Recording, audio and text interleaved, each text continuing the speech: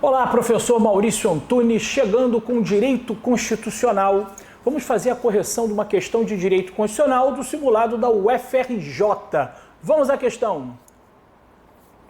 A Constituição da República Federativa do Brasil apresenta no artigo 7º direitos sociais dos trabalhadores de natureza individual, diferentemente do que expõe no artigo 8º os direitos de natureza coletiva.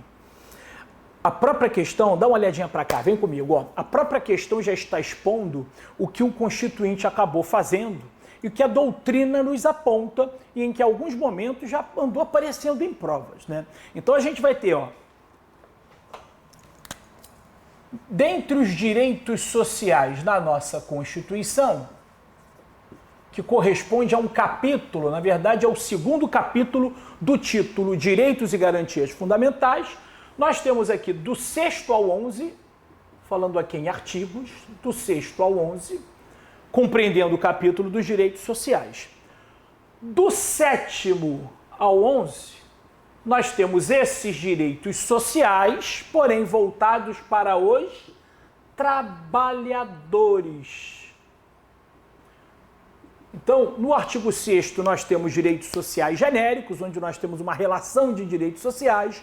Hoje, um parágrafo único trazendo uma renda para aqueles em vulnerabilidade social. E aí, do 7º ao 11, o assunto continua sendo direitos sociais, porém, referentes aos trabalhadores. E aí, a doutrina constitucional faz o que não houve, poderia haver uma separação em seções, mas o que o doutrinador nos faz? Ó, para nós, apresenta os individuais ou de natureza individual, no artigo 7º, do 8º ao artigo 11, os direitos coletivos, ou seja, de natureza coletiva para os trabalhadores. Então, tudo correspondendo a direitos sociais, porém, nós temos aqui 7º, direitos de natureza individual, 8º ao 11, direitos de natureza coletiva.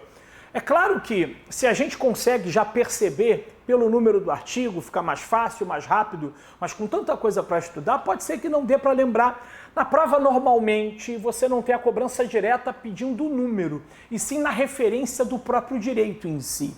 Então, quando você tem, por exemplo, o raciocínio do direito de greve, greve é um direito de natureza individual ou coletiva, né? Eu fico de greve ou é a categoria? É um direito exercido em grupo, é a coletividade, é a categoria. Está lá no artigo 9º, por isso é um direito de natureza coletiva. Quando a gente vai lá para o artigo 8º, onde nós temos direitos de natureza social, em que os sindicatos são mencionados de forma direta. Nós temos ali, por exemplo, estabilidade sindical, liberdade para a criação, funcionamento do sindicato, o direito do sujeito que se aposenta e é filiado a um sindicato de continuar podendo votar e ser votado, necessidade, em caso de negociação coletiva, de participação de sindicato, ou seja, são dispositivos no artigo 8º que tratam diretamente de sindicatos, de livre associação profissional, natureza coletiva. Agora, quando nós pensamos naqueles direitos básicos convencionais dos trabalhadores, férias, FGTS, aviso prévio, seguro-desemprego, né, remuneração de serviço extraordinário, né, conhecido como hora extra, tudo isso, cada trabalhador exerce seu direito, então são direitos de natureza individual, onde estão no artigo 7º da Constituição. Então, essa divisão, é claro que quando a gente sabe o que está no artigo individual, nos demais coletivos, ajuda, mas pode ser que a gente, de repente, não lembre, tem que saber, tem que conhecer o direito em si, acho eu que não é tão difícil perceber, né?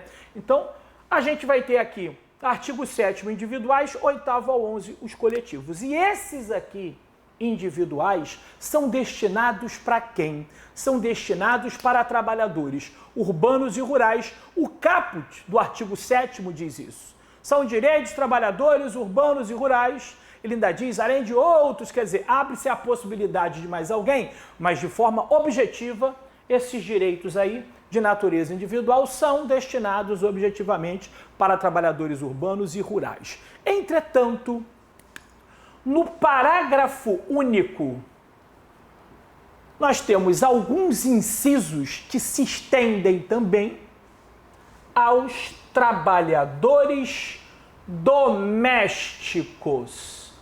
Então, na realidade, a gente acaba tendo mais um grupo de destinatários.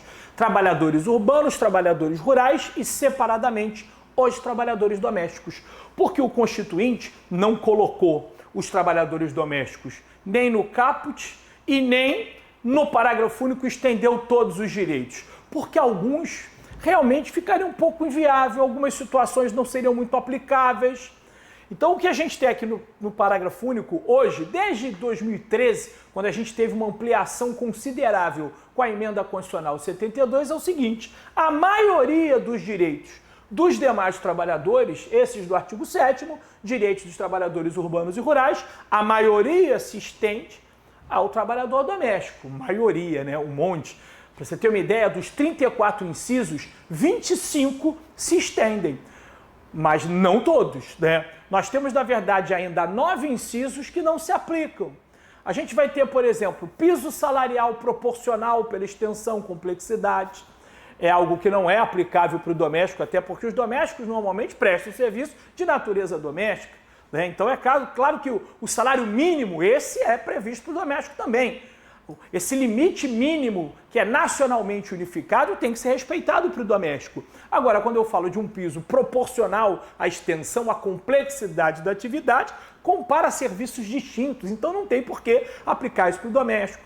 Assim como adicional por trabalho penoso, perigoso ou insalubre, todos fazem o serviço doméstico, né? Assim como a proibição de discriminação por trabalho manual, técnico, intelectual, né? Jornada especificamente de 6 horas para trabalhos com turnos ininterruptos de revezamento. É aquele tipo de trabalho que não cessa, né? Revezamento de plantão constante. Isso não acontece no serviço doméstico, né? Então a gente tem coisas ali, participação no lucro e excepcionalmente gestão da empresa. Que empresa? É um trabalhador doméstico. Então é algo que não tinha por que realmente ser aplicado, né? A gente está mencionando algumas situações que são até meio óbvias. Entretanto, né, dentre esses 9 incisos que não estão presentes, a gente vai por eliminação lá no parágrafo único, ou seja, não são previstos na Constituição para os domésticos, a gente vai ter, por exemplo, o inciso 29, que trata do direito de ação, não sendo previsto para o doméstico, né? Significa, então, que o doméstico não tem direito de acionar o judiciário? Claro que tem. O artigo 5º da Constituição já fornece para todos nós o direito de acionar o judiciário, princípio da inafastabilidade da jurisdição, inciso 35 do artigo 5º.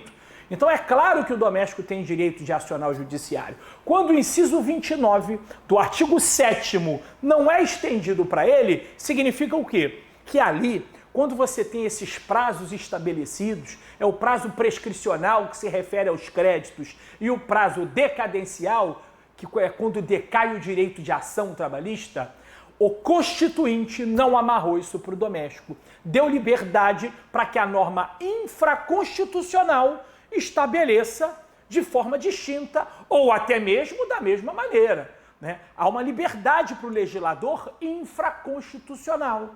Então a gente tem, na verdade, 9 incisos, tem também igualdade entre permanente e avulso, né? Aquela coisa de uma proteção para o trabalho da mulher, com incentivo. A maioria dos trabalhadores domésticos são mulheres. Então não há necessidade de estabelecer isso para o trabalho doméstico, proteção em face da automação. Basicamente são esses, de forma geral, que eu já citei. Então existem 9 incisos que não se estendem aos domésticos. Os outros 25 a gente vê lá no parágrafo único, né? Então vamos dar uma olhadinha na questão. Por que eu falei do doméstico, inclusive, já com essa ênfase, né? Vamos para a questão.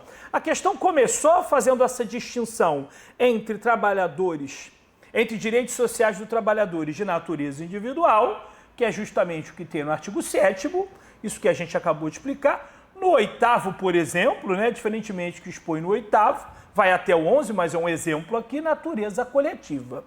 E aí, na hora de pedir o que é para marcar, o que a questão apresenta? Ó, ele quer um direito de natureza individual, então são 2 comandos, são 2 pedidos. Eu estou sublinhando e na prova tem que fazer isso. Prova bem feita é prova suja. Tem que ir sublinhando, tem que ir marcando. Então, ó, primeiro pedido, direito social de natureza individual. E logo depois, aquilo que se estende aos trabalhadores domésticos. Então é para marcar algo que está no artigo 7º e que também é mencionado no parágrafo único.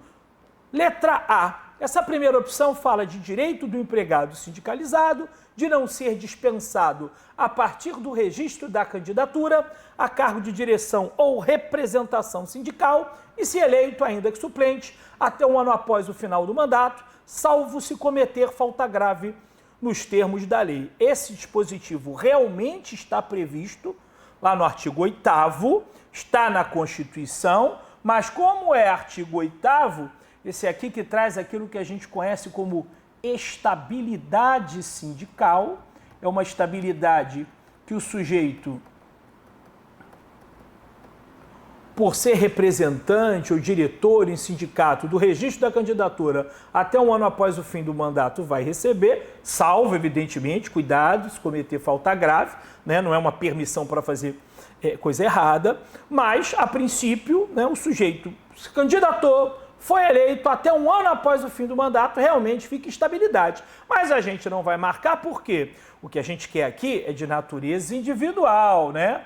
Então a gente precisa só o que tem no artigo 7º, isso está no 8º, evidentemente, se é ligado a sindicato, é natureza coletiva. Assim como a letra B. A letra B fala de direito de não ser obrigado a filiar-se ou a manter-se filiado a sindicato. Isso aqui é uma liberdade sindical.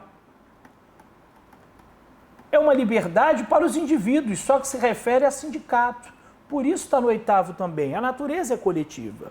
Né? O direito que nós temos de não sermos filiados obrigatoriamente, compelidos, forçados a ser filiados a sindicato, realmente está previsto, está lá no 5º inciso, né? A letra A está no 8º inciso e a letra B no 5º inciso. Então, se nós estamos falando de previsão do artigo 8º, esquece, porque nós queremos do 7º e aquilo que está previsto no parágrafo único, evidentemente, né?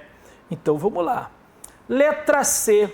Direito de ação quanto aos créditos resultantes das relações de trabalho, com prazo prescricional de 5 anos, para os trabalhadores urbanos e rurais, até o limite de 2 anos após extinção do contrato de trabalho, previsto no inciso 29 do artigo 7º da Constituição. Olha só, ele já está dizendo onde é que está, artigo 7º, inciso 29. Isso aqui realmente está previsto lá no artigo 7º. Né? Só que a gente só quer o que está no 7º? Não, o que se estende aos domésticos. Então tem que estar lá rolado no parágrafo único e o inciso 29 não está. Ou seja, então aqui é individual, mas não se estende, se a gente está estudando a Constituição, a matéria constitucional não se estende na CF, que é o que nos interessa, aos domésticos. Não significa que não exista prazo, esse prazo prescricional de 5 anos nos créditos, assim como o prazo decadencial, 2 anos, para ingressar com a ação após o fim do contrato.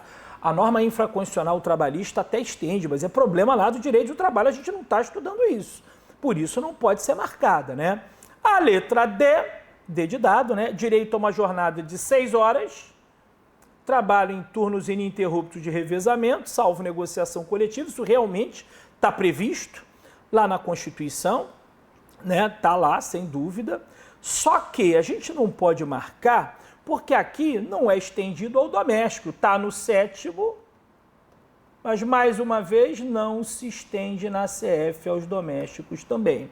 Então, por isso que só sobrou para a gente marcar o gabarito, direito à duração do trabalho não superior a 8 horas e 44 semanais, facultada a compensação de horários e a redução da jornada mediante acordo ou convenção coletiva de trabalho. Perfeito, é o gabarito.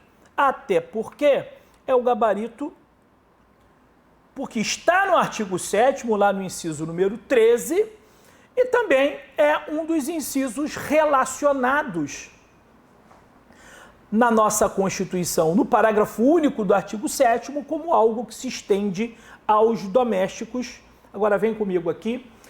Antes da emenda 72 de 2013, nós tínhamos uma quantidade muito pequena, né? Na verdade, dos 34 incisos, apenas 9 eram previstos para os domésticos. Salário mínimo, por exemplo, já era, né? Sendo que esse do gabarito, né, essa jornada convencional até 8 horas diárias e 44 horas semanais, isso não era previsto para o doméstico, passou a ser previsto em 2013 com a emenda constitucional 72. Então houve uma ampliação, um aumento considerável.